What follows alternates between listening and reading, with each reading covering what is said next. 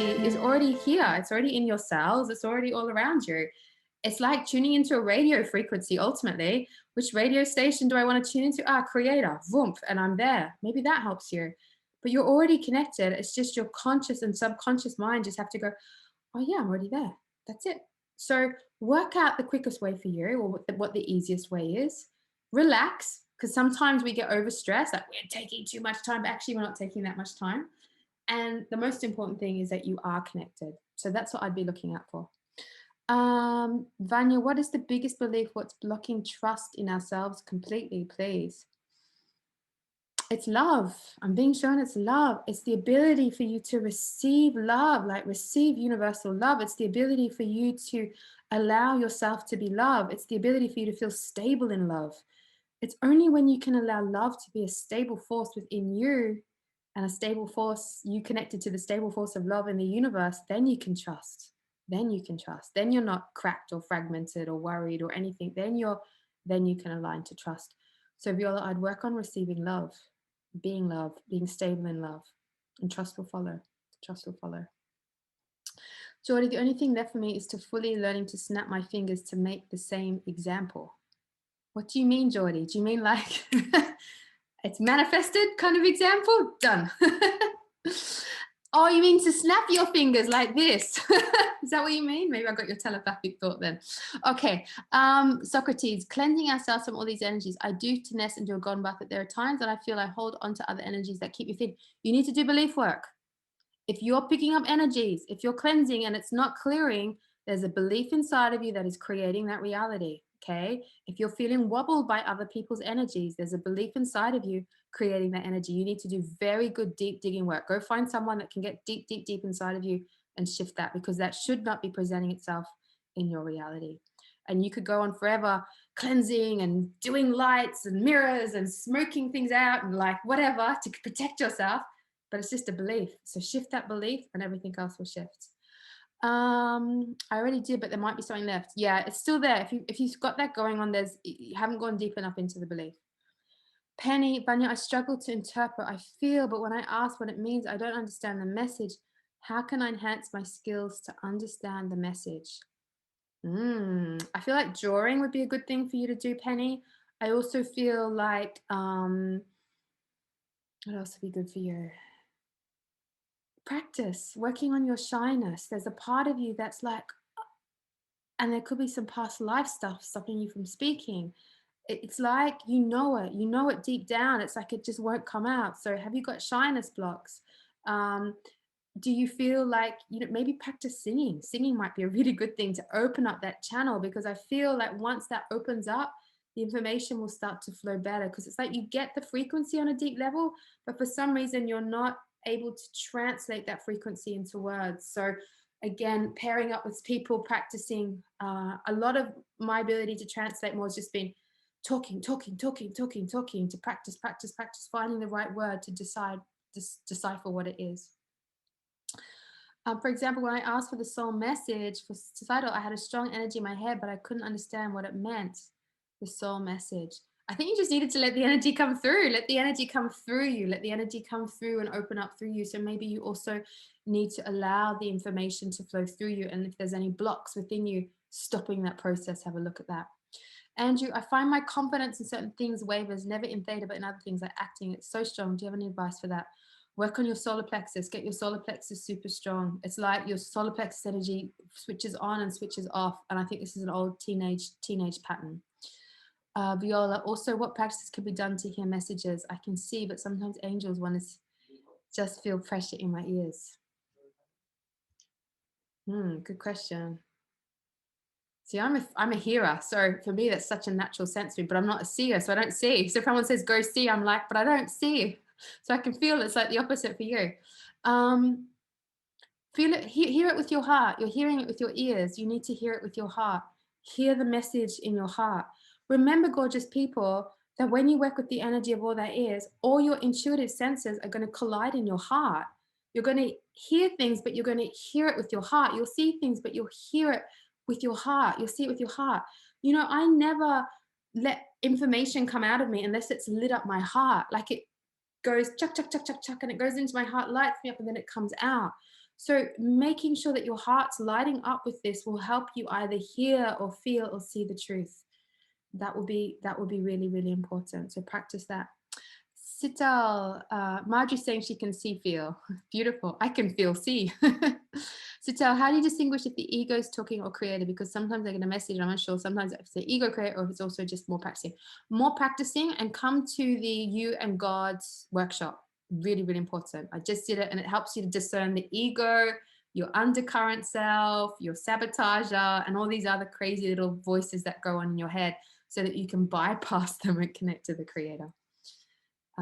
So yes, Viola, ask your angels to speak to you through your heart, and then I think it will start to come. Likewise for you, Penny, maybe you need to start feeling things more in your heart, and then the message will start to come. Okay, gang, we're moving on. We're doing good with time.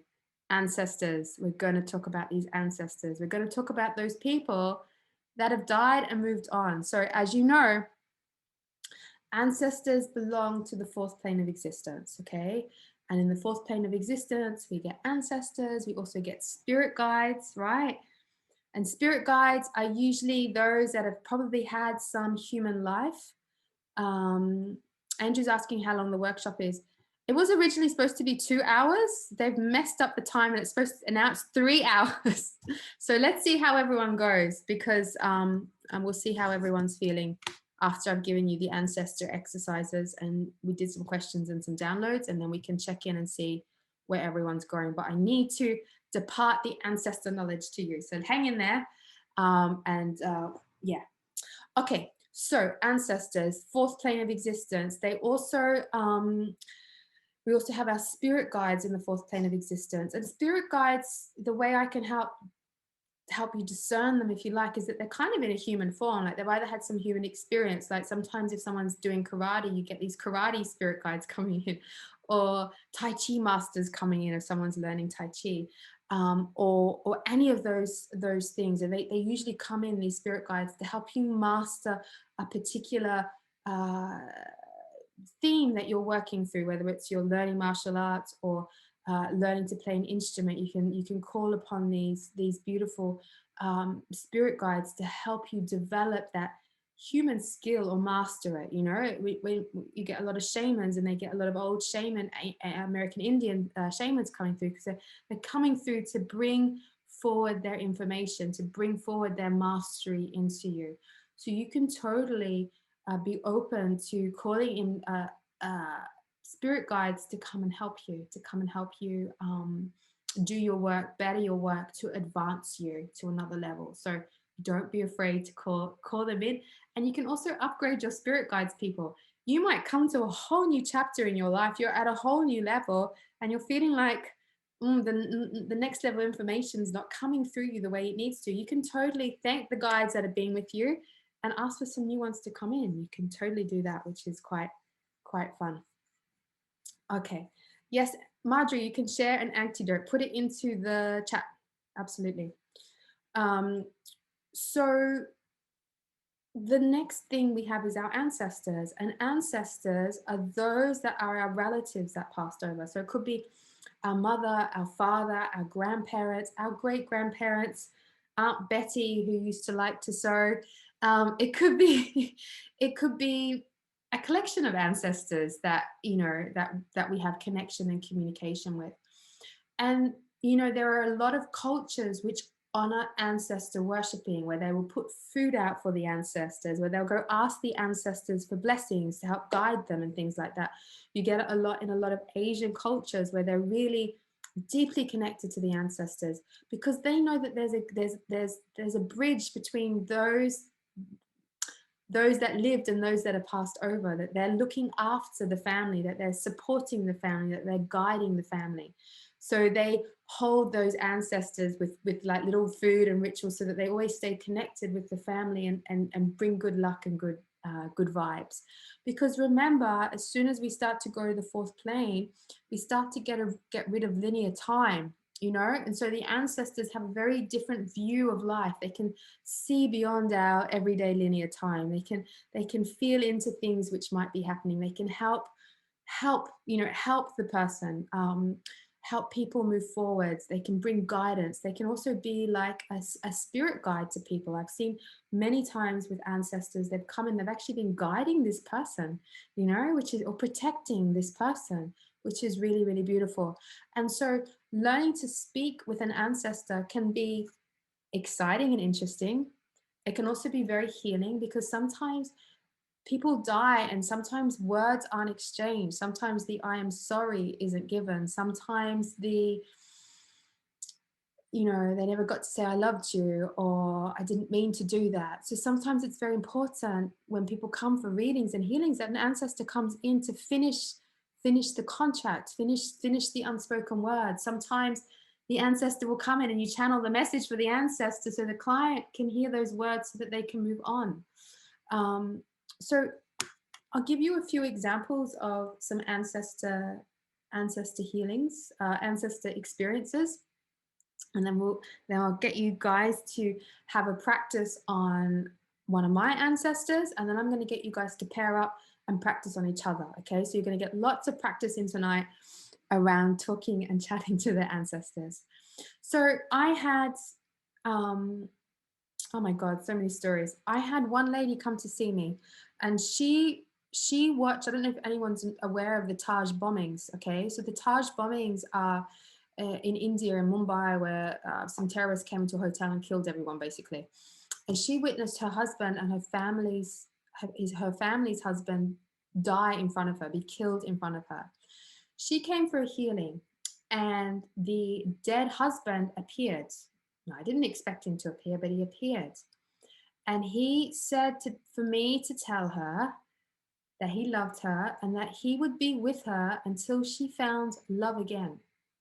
So he gave her permission by coming into the ancestral reading to say, I love you. You deserve love. I'm going to be here helping you to find love again. You're free to find love again. And she cried and she cried and she cried, because that's a very, very beautiful moment, because she was prepared to spend the rest of her life being single. And she was a very young woman because her husband had died. And she got permission from him to go and find new love again. And that is so beautiful and so freeing. So sometimes these things happen where ancestors will come in to free the other person from their grief or from a life decision. Okay. I've had my once we were trying to getting ready to buy a property, right? And I had my deposit, but my husband was still waiting for his deposit because his grandfather had died, and we were waiting for the flat to sell so he could have his deposit money. And the flat wasn't selling, right? So I'm like, right, something's not right here. Why isn't the flat selling? So I energetically go over to St. Petersburg to the house, and I see the grandfather in the house still. And I'm like, hey, what's going on? You're supposed to have moved on now, you know, and everything's supposed to shift. Like, what's happening? It's been a while now.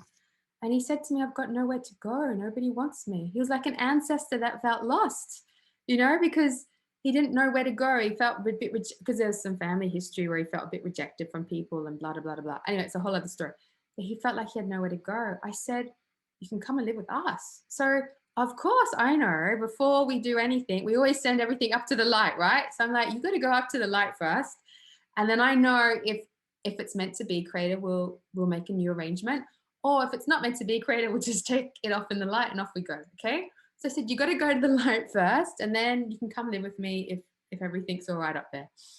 Anyway, he comes back, and I'm obviously in my room at my house in London, and he comes back and sits on the couch next to me. I said, okay, good. I guess we got a new ancestor now coming to live with us. And it was funny. My husband comes home in the evening, and I said, hey, we've got a visitor here. And he looks around the room. The room's empty, of course. And I said, no, it's your grandfather. He's going to come live with us now, okay? He was like, okay. I said, you better light a candle and welcome him in. So he lit a candle. And within 2 days, the flat was sold because the energy shifted straight away. And we've got our ancestor here. He found his place, and he's still here with us, which is really, really beautiful. Another thing about ancestors is that they are like people. They have their own ego and they have their own opinions and they have their own agenda. Okay. So I was in class and there was a student that didn't have a partner. So I was like, okay, I'll be the partner for the student. And anyway, she tuned into, I said, okay, tune into my husband's grandmother who just passed away. And she tuned into my grandmother's husband, and the grandmother appeared, and the grandmother said, don't be friends with his mother. Don't do it, okay? Because they were always fighting. The grandmother and the mother were always fighting. So the ancestor said to me, don't be friends with her. You'll never be able to make peace. She'll always create drama and issues in your life, okay? Don't make friends with her. Now, is that the highest truth? No, right? That's not the highest truth. That's her truth. That's her drama. Now, I said to the practitioner, I said, now go get creator's perspective, right? And she said, creator's saying, no, this is their drama. It's got nothing to do with you, and you can have a great relationship with her. And I do have a great relationship with her. So just know that some of our ancestors have their own agendas and own opinions, okay? And sometimes I even had one guy come to me covered in psoriasis. His grandfather was covered in psoriasis. And I was like, fascinating, because there's genetic lines. I saw the ancestor flash up and I said to him, what's going on here? Why is the psoriasis here? And why are you, he felt like very stuck in his energy field. He didn't feel very bright around him. And I was shown that this ancestor was adamant that this young boy had to follow the same path as him. I can't remember what it was, but just for example, the ancestor was a pilot. So he was forcing this child, he has to be a pilot. This is what we've always been. We've always been pilots in our family. So he has to go in this direction. And this poor boy wanted to be something else, right? And because of all the emotional drama about feeling like he couldn't be what he wanted to do, he kind of developed a psoriasis kind of issue, or the genetic psoriasis started to flash up. And so we had to pull this ancestor off him, send him up to the light, because he wasn't part of this person's true movement forward, release the fact that he had to be a pilot from him and all the ideology and belief systems, and that's what his life is. Free him from that, free him that he could move forward in his own way. And then his psoriasis started to heal up. So it's just fascinating how our ancestors play their roles in our lives. Very quickly, one last story. I was at a family reunion party, right? So the relatives are there, and I look up in the sky, and all the dead relatives are also having a family reunion, and they're all swapping around. Like, I'm going to go over here and telling gossip about everyone, and doing the same thing on some level. It was quite sweet. So our ancestors are beautiful, super, super beautiful. Okay, no, I got one more story. So my brother went for a canoe trip by himself. I'm Australian, and we've got all sorts of deadly spiders and snakes. He decided to take a canoe, go down the creek, and spend overnight on this like solo adventure kind of style. The next morning, he wakes up and wants to go to the toilet, and he hears, "You better put your shoes on, mate." And he looks around and there's nobody there. And he's like, okay, must be one of my voices in my head, yeah? And he goes to take another step and he hears it again. "You better put your shoes on, mate." And he was like, okay, I better put my shoes on. He listened to the voice. He put the shoes on, and within 4 steps, a big taipan came out of the bush and bit him on his shoes. He had steel cap shoes on, thank God. So his ancestor, my grandfather, was looking out for him, was helping him to become aware of the environment so that no danger happened. So they also help guide us. They also help protect us. They also help us understand things sometimes, and all of that. Does that make sense? They're really beautiful, amazing people. Yeah? Okay. So can Creator teach you that you can speak to ancestors and that you're allowed to speak to the ancestors? Can the Creator of all that is teach you what it feels like to be able to communicate with the ancestors, but not to be swayed by their ego and not to be swayed by their agenda? Can the Creator of all that is teach you to always see the truth with ancestors, to be able to hear the Creator when you're speaking to ancestors?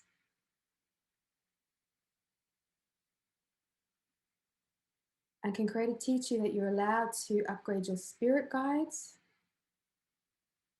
and that you're allowed to evolve beyond your ancestors, that you're allowed to move forwards beyond your ancestors, consciously, spiritually, money-wise, love-wise? Okay. I'm going to read what's going on in the chat. Okay. Nofsia, my godmother passed away yesterday. I'd love to connect with her. Yeah, you totally can tonight. Jody, I've recently embodied some sort of Kung Fu Shaolin during full moon ceremony. I was jumping around. All right. You got to love that, you know, this. But by the way, Mr. Kung Fu Shaolin monk is going to teach you meditation. So you think it might be Kung Fu, but it's meditation as well. So check that out. Right. Marjorie, okay, yeah, you can share. Shred, my ancestors looked out for me and my family when we lost our home into a fire. I could feel them telling me to get out of the house. Yeah, I'm getting goosebumps all over me. Yeah, they're here to protect us. Marjorie, I recently started to develop my practice of tea as a meditation of Zen practice. And one day while I was following the course, I noticed an old Chinese master quietly seated at my right. It was a new guide that came through to help deepen my practice. Beautiful, beautiful. Socrates, do they action themselves or they act upon orders from higher levels? I don't know the answer to that question because we live in an infinite universe. And so I think some might be acting upon orders from high levels. Some might be influenced by lower energies on the lower fifth plane. Some might be connected to Buddha. Some might have more, like my grandfather that passed over, he was a bright being. He was like, I think one of the starseed for sure. And when I went to go look for him on the fourth plane, he wasn't there. I was like, where's my grandfather? He's not here. No, he was in the fifth plane. He wasn't part of it. He just went somewhere else, whoop, to the fifth plane because that's where he belonged. So yeah, Socrates, all I know is we live in an infinite universe and there are infinite possibilities of how things form. So I don't know the answer. Mona, sometimes I have a fear of hearing other voices if I'm open up to the universe, not the creator's voice, but other creatures' voices like angels and other voices. I work on the issue, but I still have fear sometimes. Yeah, I'm the same too, I think, on some level, but I just let everything come through my heart. If it doesn't come through my heart, I don't listen to it. If it doesn't filter through my heart, I don't care. I only want stuff that comes through my heart. So if it can make it through my heart, because there are a billion things out there that want to talk to me, right? I would go insane if I let everything talk to me. If it comes through my heart, then I know it's in alignment for me to hear and know, and it's going to vibrate with love and truth. That's what I do, Mona. So I hope that helps you. But otherwise, lots of belief work. Viola, I have some kind of block between me and my ancestors because every time I say to myself, I cannot do it, cannot hear any idea. You just have to move beyond the block. I think you've gotten caught in your block. I can't do it. I can't hear. Just move beyond it. Who are you beyond that block? Start stepping into a new identity around this. I think that will help you a lot. It's been so wonderful being with you tonight. Like really, really lovely. I'm going to end, I think, because we have done so much tonight. Done so much. And just know that you have the ability to communicate with the entire universe. It's the divine energy exists in everything, and everything wants to communicate with you. Everything wants to be your friend, and through your connection, you'll be able to discern the reality you live in, discern what you choose to communicate with, and just know that you're deeply protected, you're deeply loved. You're allowed to be psychic, you're allowed to be a healer, you're allowed to be a medium, you're allowed to be an oracle of light, and you have total permission to move forward with all your beautiful gifts and the magic that lives inside of you. So Mother, Father, our grandmothers, our grandfathers, our brothers, our sisters, our friends, our families, the winds, the waters, the earth, the sea, the lands, the birds, the bees, the trees, the sun, the moon, the stars, the sky. We thank you for who we are and who we are all becoming. Beautiful.